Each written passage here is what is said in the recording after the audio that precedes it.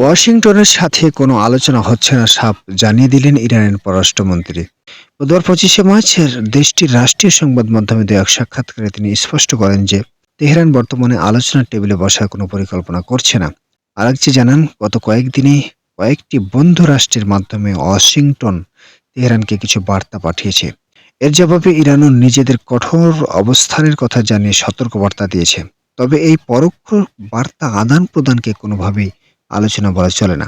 ইরানের শীর্ষ কূটনীতিক আরও বলেন, তেহরান সংঘাত বাড়াতে চায় না এবং তারা যুদ্ধের স্থায়ী অবসান চায়। তবে গত 4 সপ্তাহের লড়াইয়ে ইরানের যে ক্ষয়ক্ষতি হয়েছে তার জন্য উপযুক্ত ক্ষতিপূরণ দাবি করেন তিনি।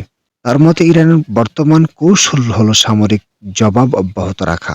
তিনি হুঁশিয়ারি দিয়ে বলেন, এটি মূলত ইসরায়েলের চাপিয়ে দেওয়া যুদ্ধ, যার চরম মূল্য দিতে হচ্ছে এই অঞ্চলের সাধারণ মানুষ ও মার্কিন নাগরিকদের।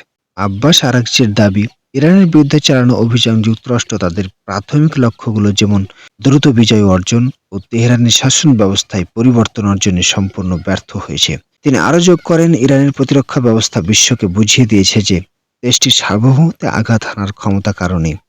মজার বিষয় হলো, ইরানের এই বক্তব্যের ঠিক আগেই হোয়াইট হাউসের প্রেস সেক্রেটারি ক্যারোলাইন লেভিট দাবি করেছিলেন, প্রেসিডেন্ট ডোনাল্ড ট্রাম্পের সঙ্গে ইরানের ফলপ্রসূ আলোচনা হয়েছে।